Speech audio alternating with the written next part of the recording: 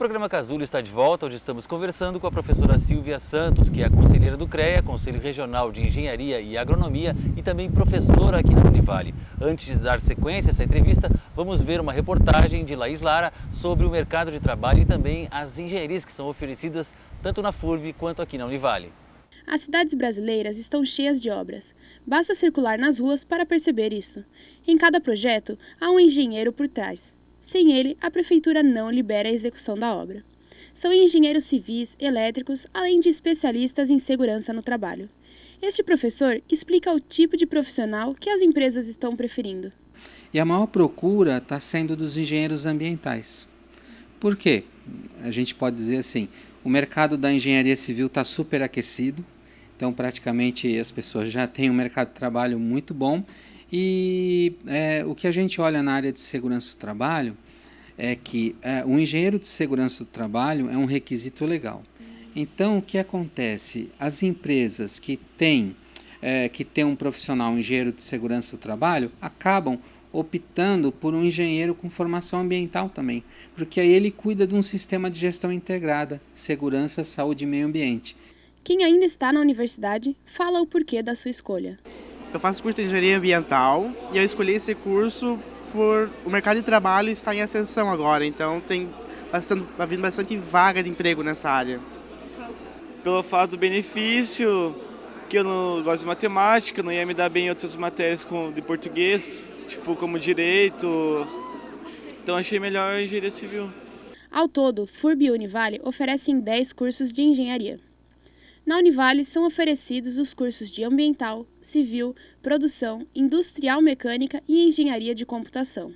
Já a FURB recebe estudantes das áreas de Civil, Elétrica, Florestal, Produção, Química e Engenharia de Telecomunicações. No Vale do Itajaí são essas, mas existem diversas opções em outras regiões de Santa Catarina. Professora, a gente viu aí essa quantidade de oferta, né, que tanto o Univale quanto o FURB estão oferecendo na nossa região. Que tipo de aluno assim, que está chegando para nós, né, e que vocês estão colocando no mercado? Nós temos alunos que vêm aqui da nossa região, alunos que vêm do interior do estado e alunos que vêm das cidades mais distantes do Brasil. A gente tem alunos de todos os estados aparecendo aqui.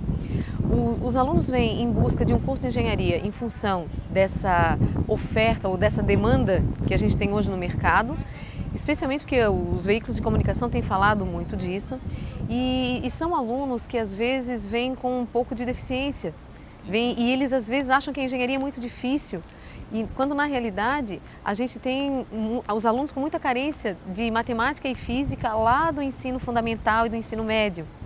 Então dá para desmistificar isso aí? Dá para desmistificar completamente. Assim, o que a gente precisa é que os alunos pudessem ter um pouco mais de base lá no ensino fundamental e médio. É claro que o aluno que vem com um pouco de dificuldade nessas áreas, ele vai ter que estudar um pouco mais.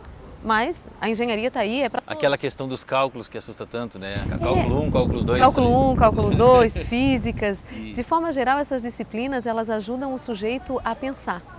Eles ajudam a formar esse pensamento objetivo, claro e lógico que a gente espera de um profissional da área de engenharia. Que é também uma das carências, às vezes, no próprio ensino médio, né? Exatamente, essa carência a questão da lógica, da matemática. Muitas vezes as escolas públicas têm aí uma variação de professores ao longo do ano, não fazem a conexão da matemática e da física com o dia a dia, então aquilo fica um pouco estanque e passa a não ser atraente para o aluno. Então aquele jovem que está nos vendo agora, assim, que tem alguma dificuldade em matemática e quer ser engenheiro, não deve se assustar. Não deve se assustar, ele deve se empenhar um pouquinho mais, porque a matemática vai ser um excelente auxiliar no desempenho da profissão. Ô, professora Silvia, e que horário assim funcionam os cursos, né? É possível fazer à noite ou tem que ser de dia? Como é que funciona? Depende, cada instituição faz o seu planejamento. A FURB, por exemplo, ela oferece um curso matutino, com aulas de segunda a sábado, que vão, se eu não me engano, vão até às 13 horas, das 7h30 às 13 horas.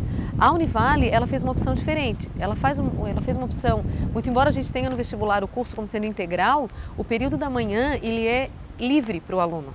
Quando a gente tem aula no período da manhã, a gente tem lá a turma 5, que é uma turma extra de uma determinada disciplina, mas isso é muito pontual. Para que isso? Por que disso? Por que a Univale fez isso? A Univale fez opção por termos aula no período da tarde e noite, quando necessário, para não termos aulas aos sábados, de forma geral, muito embora o sábado seja um dia letivo e algumas atividades, visitas técnicas, eventualmente podem acontecer no sábado, mas o período da manhã livre, ele permite que o aluno já possa estagiar desde o primeiro período. E nós temos alunos estagiando já Então, desde ele, o primeiro fica período. em sala de tarde e eventualmente à noite. E eventualmente à noite, dependendo do horário que ele compuser, enfim. Então ele trabalha de manhã. Pode trabalhar tranquilamente. O professor, assim, vendo também a senhora é engenheira, né? Sou. E mulher, enfim, como é que está o mercado para as mulheres? As mulheres já estão sendo mais aceitas também? Sim. Porque tem essa fama, né, de que a engenharia é só masculina. Não, assim, a gente tem muitas turmas. A minha turma de graduação, por exemplo, dos 50 que entraram comigo, 10 eram mulheres. Hoje a gente já teve turmas aqui na Univale, a gente tem turmas em que é meio, metade, turmas com mais mulheres do que homens. Então, já chegou também na engenharia. Tá, sem discriminação, assim. O mercado não faz seleção, o mercado aceita os homens, aceita as mulheres e já hoje existe uma tendência de buscar um pouco mais a mulher para algumas atividades em função dessa coisa da mulher ter um radar um pouco mais ligado e planejamento, organização. Então, nessas áreas, as mulheres têm atuado com maestria. Essa coisa também de ser a mulher, né, tem o perfil de multitarefa, né, consegue. Isso. E a obra é uma coisa que é puxada, é uma multa, né? é multifacetada, assim. Então, as mulheres elas conseguem dominar esse espaço por essa característica muito própria do universo feminino, né? Em relação ao mercado de trabalho, assim, essa pessoa que sai também, quantos que vão para fazer o seu próprio negócio e quantos que vão para trabalhar assim nas grandes empresas? Dessa pesquisa que lhe falei, que fizemos há pouco para a elaboração do projeto pedagógico, a gente tinha lá, se eu não me engano, acho que em torno de 23% dos alunos que responderam já tinham o seu próprio negócio, já como empreendedores. Ou empresas de mão de obra, construtoras, empresas de projeto, enfim. Em relação assim, a gente teve aí no passado, e volta e meia às acontecem, né? Não tivemos aqui em Santa Catarina, graças a Deus, mas a gente viu principalmente em Rio, né? Eu acho que em Rio e São Paulo, alguns deslizamentos, desabamentos de prédios, no Rio, explosões, enfim. Isso com certeza é porque falta, né, uma manutenção, ou faltou uma engenharia melhor, foi isso? Faltou talvez cuidado e manutenção e faltou que a pessoa que é responsável pelo empreendimento, que tenha sofrido algum dano, tivesse o amparo de um profissional legalmente habilitado para aquela atividade. O professor, assim, hoje a gente está vendo também um boom na construção civil, né? E que cuidados, assim, que a senhora diria para as pessoas, né, que querem comprar um imóvel, o que elas devem fazer, né? Porque tem que ter uma liberação da prefeitura, né? Enfim, e também tem que ter assinatura de um engenheiro, né? Tem. Se a pessoa vai comprar um imóvel pronto, né, de uma construtora, por exemplo, eu acho que ela precisa saber no mercado, né, no mercado imobiliário, como é que é essa construtora. Ela costuma cumprir os prazos que ela promete? Há muitos processos contra ela, por exemplo, no PROCON, por falta de qualidade, seja lá o que for. Como é que é essa pessoa jurídica com quem ela está se envolvendo? Se ela for comprar de pessoa física, ela precisa saber se todas as negativas desses imóveis existem, se não existe dívida de IPTU, se existe manual de manutenção, por exemplo, nos edifícios. Qual é a responsabilidade, qual é o envolvimento do síndico com relação à manutenção dos edifícios, à periodicidade. Existem cidades como Balneário Camboriú em que já há legislação específica para a manutenção dos edifícios. Então, se houve manutenção, como é que está o certificado de manutenção desse edifício quando ele existir dentro da cidade, para que ela não compre alguma coisa maquiada e depois ela venha a ter surpresas com problema na instalação elétrica, na instalação hidráulica ou mesmo problemas estruturais que podem ser mais sérios.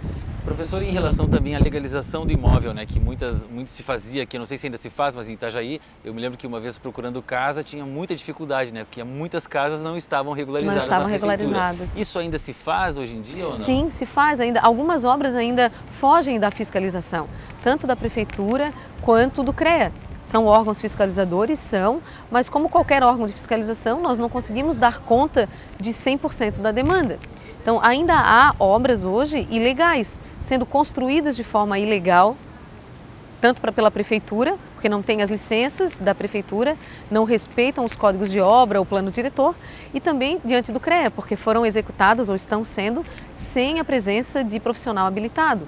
E isso dificulta um bocado depois, tanto na hora da venda, como também em processos legais, por exemplo, como um inventário. Inventariar um bem que não está legalizado é um problema para a família. Então, e em relação também às pequenas obras que a pessoa vai fazer em casa, tem alguma regulamentação? Até que ponto ela tem que chamar um engenheiro, não tem? Como é que funciona isso? Toda e qualquer obra precisa ser avaliada por um profissional habilitado, seja ele um engenheiro, um arquiteto ou mesmo um técnico de nível médio, cada um dentro das suas limitações impostas pela legislação. Sempre que você tiver alguma obra e tiver um profissional habilitado do lado, você tem amparo. Você tem amparo tanto para dizer que funciona tudo bem, como em casos de acontecer qualquer coisa errada, você tem alguém que possa lhe amparar, lhe dar suporte para resolver o problema. Nós não estamos livres de problema, nós precisamos estar amparados para que a solução aconteça de forma adequada. Professora, o programa está chegando ao fim, uma mensagem final então para aquele jovem, né, que está nos vendo, e tanto rapaz ou moça, enfim, que esteja disposto a fazer engenharia. O que a senhora diria? Que ele faça engenharia, que não é mais a profissão do futuro, é a profissão do presente, a profissão que está acontecendo. Ele vai ser muito bem recebido na escola, ele vai ter excelentes professores aqui na nossa região, excelentes cursos à disposição das diferentes modalidades das engenharias, e o mercado de trabalho espera por ele. O Brasil vai crescer com o trabalho dele. Ele não precisa ter medo da matemática? Não precisa ter medo. Ele vai ter que estudar um bocado porque ela é uma ferramenta importante. Ele vai aprender a gostar dela fazendo engenharia. Tá certo. Professora, muito obrigado pela presença aqui no Casulo. Eu agradeço tanto em nome da Univale quanto em nome do CREA Santa Catarina. Tá certo. Muito obrigado, professora. É isso aí, gente. Na próxima semana a gente volta com mais uma entrevista importante para você. Hoje a gente falou com a professora Silvia, que é representante do CREA aqui em Santa Catarina. Valeu, fui!